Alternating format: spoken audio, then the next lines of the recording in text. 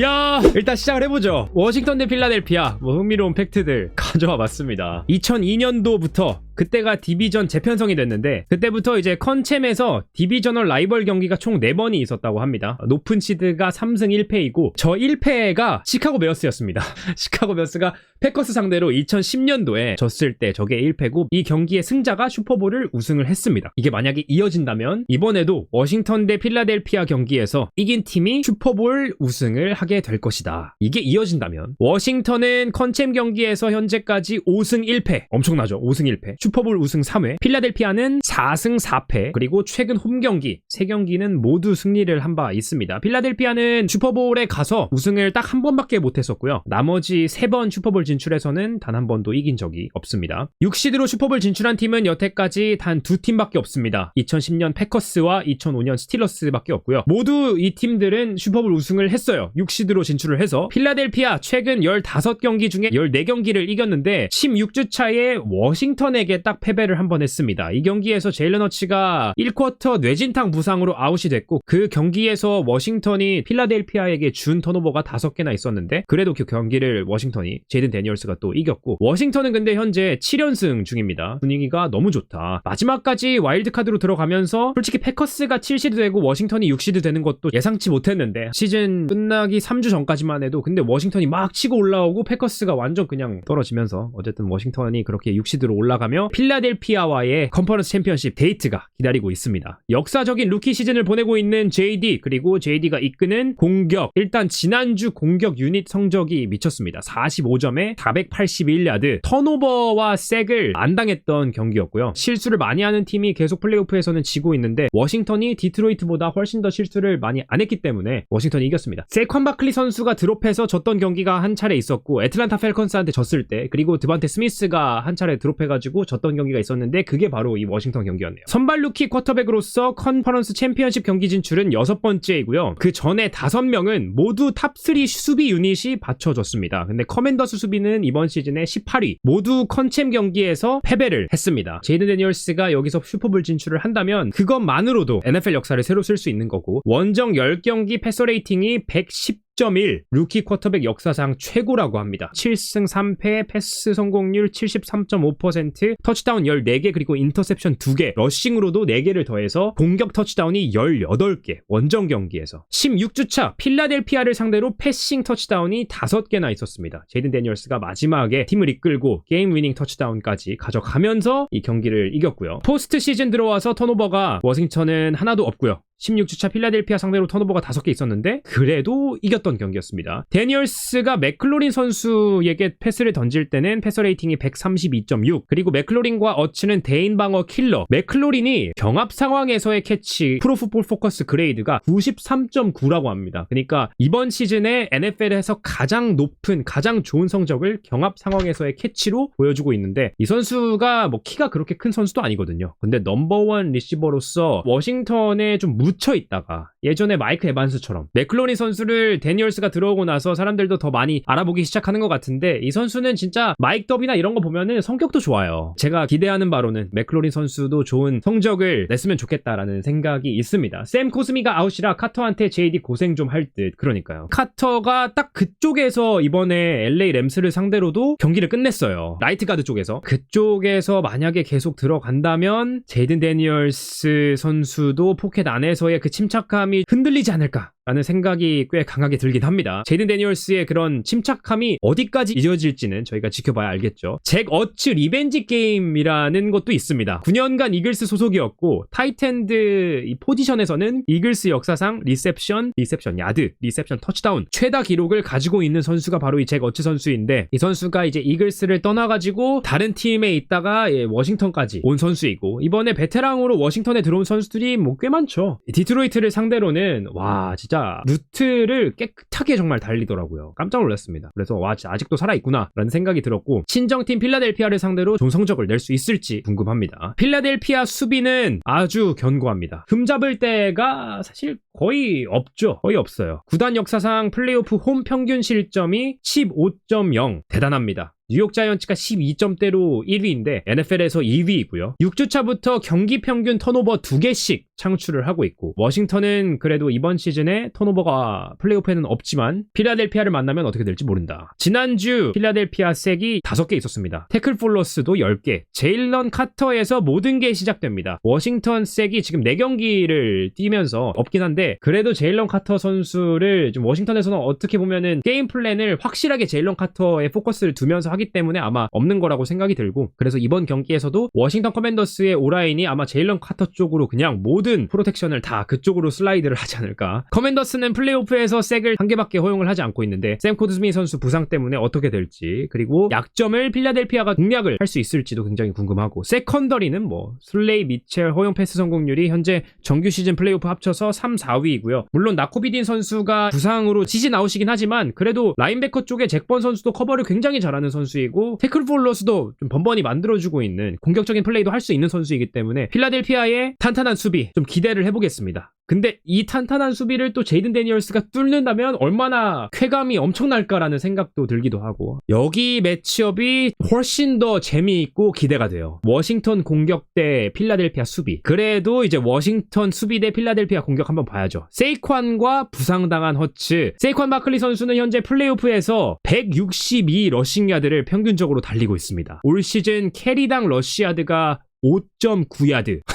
5.9야드. 러싱 야드가 총 2329야드. 플레이오프 포함 역대 3위입니다. 진짜 역대급 런닝백 시즌을 만들어내고 있는 세이콴 바클리고, 100야드 이상 러싱을 했던 경기가 13회 2위 기록이고요. 세이콴 바클리 선수는 역시나 계속해서 앞으로 잘 해줄 것이고 의심은 전혀 되지 않습니다. 제일른 허츠는 조금 근데 불안하긴 해요. 77%에서 45%로 떨어진다는 게 압박을 받았을 때의 패스 성공률이 이만큼 떨어지는 거고, 패서 레이팅도 압박을 안 받았을 때는 112인데 압박을 받았을 때는 80.6입니다. 지난주에는 색을 7번이나 당했고요. 그러면서 부상까지 당하고 세이프티까지 나오고, 이글스 오라인이 그렇게까지 흔들렸던 거는 제가 정말 오랜만에 봤던 것 같은데, 아무래도 워싱턴 수비 라인 LA 램스만큼 패스러시를 강하게 잘할 수 있을 것 같진 않아서 제가 봤을 때는 제일른 허츠 압박 상황에서의 성적 그렇게 큰 의미가 있을 것 같지는 않아요. 이번에 필라델피아 오라인이 그래도 제일른 허츠를 잘 지켜줄 것 같습니다. 바클리와 허츠 러싱으로 보면은 3000야드가 넘고요. 터치다운은 30개가 넘습니다. 이게 최초일 거예요. 3030. 말도 안 되는 러싱 퍼포먼스. 야드는 이번 시즌에 라마 잭슨과 데릭 헨리가 더 많습니다. 근데 3000과 30은 독보적인 기록입니다. 워싱턴 상대 공격 공식은 상당히 간단합니다. 러싱으로 가면 됩니다. 러싱 수비가 워싱턴이 약하다라는 말씀을 해주셨는데, 11주 차에 승리를 했을 때 필라델피아가 40번 캐리를 해서 228야드 터치다운 3개를 득점을 했고요. 16주 차에 패배했을 때도 39번 캐리를 해서 211야드 터치다운 2개를 기록을 했습니다. 필라델피아 공격이. 바클리가 이번 시즌 워싱턴을 상대로 55번 캐리를 해서 296야드 터치다운 4개, 스크리미지 야드가 348야드였습니다. 그러니까 바클리 선수 워싱턴만 만나면이 아니라 그냥 어느 팀을 만나도 물 만난 물고기처럼 엄청나게 달리고 있는데, 워싱턴을 만나면 특히 이렇게 성적이 좋다. 바클리 선수가 워싱턴 상대로 커리어에서 11경기를 뛰었는데, 왜냐면 뉴욕 자이언츠 있을 때도 굉장히 많이 뛰었잖아요. 같은 지구였으니까. 137.5 스크리미지 야드를 기록을 하고 있으니까 아마 뉴욕에서는 러싱을 이렇게까지 많이 할 기회들이 없었죠. 왜냐면은 지고 있었던 경기들이 많았기 때문에 패스도 많이 받았고, 그러면서 스크리미지 야드를 이렇게 137.5야드 평균적으로 기록을 할 수 있었는데, 이번에도 워싱턴을 상대로 바클리 선수의 활약은 믿어 의심치 않습니다. 진짜 만약에 워싱턴이 9명을 박스 안에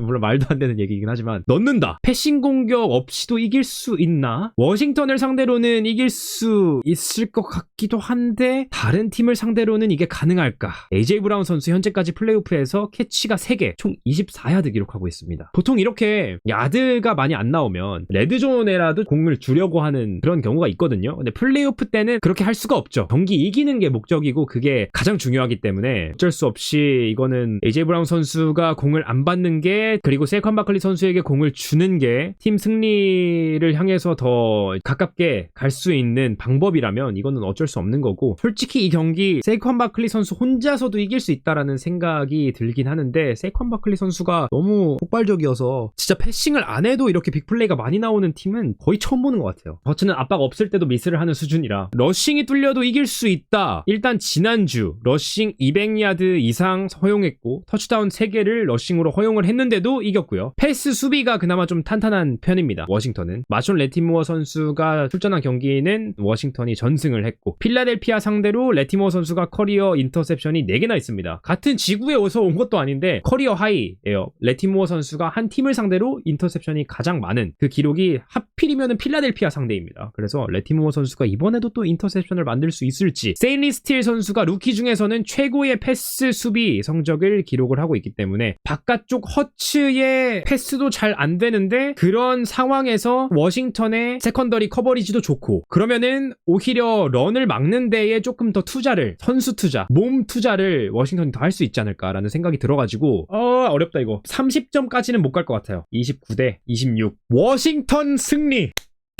가자 제이든 데니얼스, JD 가자. 캔자스시티는 2경기만 이기면 3핏입니다. 벌써 4번째 만남, 참 악몽 같은 만남이죠. 조시 앨런과 빌스에게는. 버팔로 대 캔자스시티 경기 바로 또 프리뷰 시작해보도록 하겠습니다. 1950년대 이후에 역대 2번째로 많습니다. 브레이디와 매닝이 5번 플레이오프에서 만난 적이 있고, 앨런 대 마홈스 4번째입니다. 벌써 이 두 선수가 30대가 아직 안 됐는데 4번째로 만난 거면은 진짜 대박이긴 하네요. 이 두 선수의 여기 라이벌 매치업도. 맞대결은 4승 4패 동률인데 플레이오프에서는 마홈스가 3전 전승입니다. 3번 만나서 두 선수 모두 터치다운 18개를 기록했고 턴오버가 딱 하나밖에 없었어요. 두 선수 합쳐서. 그러니까 조시 앨런이 못해서 진 게 아니에요. 조금 있으면은 왜 빌스가 마홈스에게 계속 졌는지에 대한 얘기를 말씀을 드릴 텐데, 2017 드래프트에서 빌스가, 이거 계속 나오죠. 빌스와의 캔자스시티 트레이드로 10번 픽으로 마홈스를 뽑았습니다. 악연이라고 해야 되나? 이번에 제이비어 워디 뽑은 것도 빌스와의 트레이드로 트레이드업해서 뽑은 건데, 지금 지난주를 봤을 때 가장 많은 스냅을 소화했던 와이드 리시버 포지션의 선수가 제이비어 워디였고, 점점 제이비어 워디 선수에게 참 비중이 많이 가고 있습니다. 리시빙 비중이. 그래서 이게 참 웃겨요. 큰 경기는 확실히 인간 상성이 있어서 그렇죠. 정규 시즌 킬러 조시 앨런. 매닝이 2연패 후 3연승 했듯이 앨런도 가능하다고 봅니다. 앨런이 못해서 진 게 아니에요. 플레이오프에서 계속 빌스 수비가 이렇게 뛰면은 가능하지 않죠. 빌스 득점력은 플레이오프 정규 시즌 상관없이 28점으로 꾸준한데, 하필이면은 수비가 저렇게 실점을 많이 합니다. 35.7점. 플레이오프 때 성적이 저조해집니다. 여기 플레이오프 원정 경기에서 항상 작아지는 수비 이것도 있는데, 치프스 상대로는 평균 실점이 35.7점, 다른 팀들 상대로는 18.3점. 아무튼 조금 이따가 말씀을 드려보도록 하고, 안정적인 버팔로 공격. 올 시즌은 버팔로가 이 정도로 안정적인 공격이 NFL 역사상 없었을 만큼 그 정도로 안정적입니다. 턴오버가 시즌 내내 8개밖에 없었고요. 1950년도 이후에 최저입니다. 최저. 색은 단 14개밖에 허용을 하지 않았습니다. NFL 역사상 최초로 한 팀이 턴오버 15개 이하, 색 15개 이하를 기록한 팀이 됐습니다. 버팔로는 실수를, 여기 페널티, 이 페널티 빼고는 진짜 실수가 거의 전혀 없다라고 보시면 되고, 턴오버가 만약에 나와도 경기 평균 봤을 때 많이 나와야 하나, 이 정도라고 보시면 됩니다. 조시 앨런은 서드다운에 스냅에서 패스까지 3.35초가 걸리는데, 퍼스트다운 세컨다운에는 이렇게 느리지는 않습니다. 근데 서드다운에서만큼은 조시 앨런 선수의 스크램블링도 많이 나오고, 조금 더 기다렸다가 패스를 이렇게 좀 타이밍 늦게 던지는 편인데도 불구하고 색이 14개밖에 없다는 건 정말 대단한 거고요. 커리어를 보면 치프스 상대로 스크램블 런을 정말 많이 했어요. 11주차 경기에서도 캔자스시티를 상대로 이겼을 때 쐐기를 박았던 그 플레이가 바로 조시 앨런 선수의 런이었죠. 이거는 그냥 뭐 제임스 쿡 선수가 러싱을 잘하고 있기도 하고, 러닝백 포지션에서의 리시빙도 굉장히 좋고, 칼릴 샤키르 선수의 또 짧은 패스를 받아서 가져오는 야드 애프터 캐치 능력도 좋고, 근데 제가 좀 원하는 거예요. 이건 키온 콜먼의 경합 캐치, 이러려고 데려왔는데, 그리고 아마리 쿠퍼도 그렇고 어느 순간에서는 그 한 명의 선수가 좀 해결사 역할을 해줘야 될 것 같은데, 버팔로에서 클러치 모먼트에 키온 콜먼이 루키인데도 불구하고 한번 해주면 좋지 않을까라는 생각이 저는 듭니다. 작년부터 일단 캔자스시티는 수비적 아이덴티티를 자랑을 하고 있습니다. 올해 평균 실점이 19.2점 4위, 작년 올해 합쳐서는 18.2점 22점 1위입니다. 마홈스 선수가 굳이 그렇게 열심히 안 해도 꾸준히 20점 득점만 해주면은 어쨌든 캔자스 시티의 승률이 그만큼 올라간다라는 얘기이고요. 블리츠를 좋아하긴 하지만 조시 앨런을 상대로 블리츠를 계속 할 것인가? 일단 조시 앨런 선수는 블리츠를 상대로 이번 시즌에 패서 레이팅 성적이 굉장히 좋습니다. 123.2 그리고 터치다운 16개, 인터셉션 1개. 11주차 경기에서도 조시 앨런 상대로 캔자스 시티가 드롭백 중 35.6%의 블리츠를 사용하며 스펙놀로답게 블리츠를 많이 하기는 했어요. 근데 작년 디비저널 라운드에서 버팔로를 이기고 올라갔을 때는 블리츠를 단 17.8%밖에 사용하지 않았고 오히려 조시 앨런 선수가 블리츠가 안 오니까 조금 더 답답해하는 모습, 그런 모습들이 좀 보였습니다. 그래서 이번 시즌에도 정규 시즌에는 약간 맛보기로 이렇게 해보다가 플레이오프 들어와서 컨챔 경기에서는 또 블리츠를 안 하고 조금 더 스펙놀로 스타일과는 거리가 먼, 그렇게 블리츠를 안 하면서도 또 결정적인 순간에 갑자기 창의적인 블리츠콜을 하면 스펙놀로가 조시 앨런 선수를 당황하게 만들 수도 있는 거고요. 앨런 상대로 그리고 색이 많이 없습니다. 어차피 블리츠를 사용해도 색을 못하는 선수가 조시 앨런이니까 차라리 그냥 뒤쪽에 선수들을 많이 뿌리면서 커버리지에 집중을 할지, 조시 앨런 선수가 스크램블링을 하면서 시간을 벌면 커버리지가 아무리 좋다고 하더라도 오픈되는 리시버가 분명히 있을 텐데 그 리시버 자원들을 한 명 한 명 뜯어서 봤을 때 개인 1대1 상황에서 오픈 상황을 만들 수 있는 리시버가 있느냐?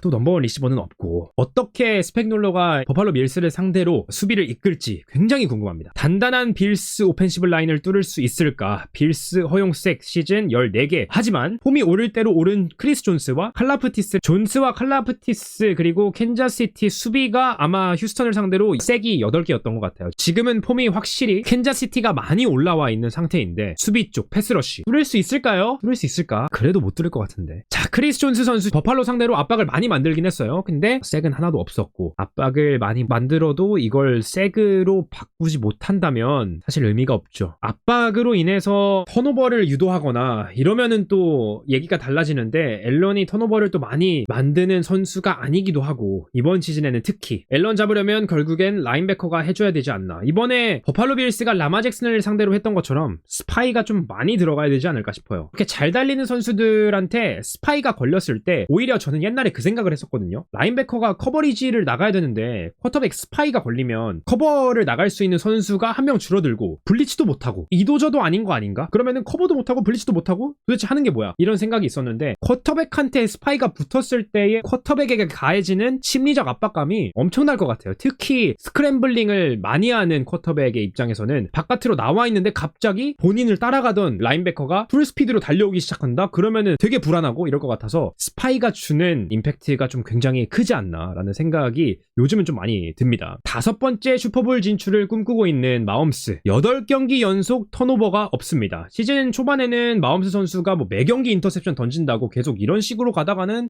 캔자스시티가 계도 이기고 있긴 했는데 그래도 이런 식으로 가다가는 마홈스 이거 플레이오프 가서는 이거 안 된다. 홉킨스가 들어오자마자 그냥 완전 바뀌었습니다. 마홈스 선수 지금 현재 패스 시도 262번 연속으로 인터셉션이 없는 대기록을 지금 또 만들고 있고요. 퀵패스 시즌 패스 성공률이 83.6%입니다. 스냅을 받고 바로 빠르게 그렇게 던지는 패스들 83.6%의 패스 성공률을 자랑하고 있고 플레이오프 트래비스 켈시는 그냥 치트키입니다. 이 선수가 커리어에서 플레이오프 캐치가 172개 역사상 1위이고요. 2020야드 제리 라이스 다음으로 2위, 터치다운 20개 제리 라이스 다음으로 2위입니다. 그러니까 제리 라이스와 1, 2위를 다투는 선수가 바로 트래비스 켈시입니다. 타이트엔드, 리시버도 아니고 100야드 이상 리셉션 야드를 기록했던 플레이오프 경기도 9번이나 있고요. 이것도 1위이고 빌스 상대로는 3경기 동안 26개의 캐치 289야드 그리고 터치다운 5개를 기록을 하고 있는 선수가 바로 트래비스 켈시입니다. 런게임은 진짜 카리먼트로 가야 될 것 같고요. 지난주에 8번의 캐리로 44야드 터치다운 하나를 기록했는데 파체코가 캐리가 점점 줄고 있습니다. 그래서 캔자스시티가 물론 러싱을 조금씩은 하겠죠. 효율이 그렇게 좋지는 않은데 그래도 조금씩 하면서 러닝 플레이가 나왔을 때 캐리를 더 많이 할 선수는 제가 봤을 때 슈퍼볼까지 진출을 한다고 했을 때도 그냥 카리먼트가 계속 가지 않을까라는 생각이 들고 어떤 웨폰을 쓸까라는 생각이 들었다가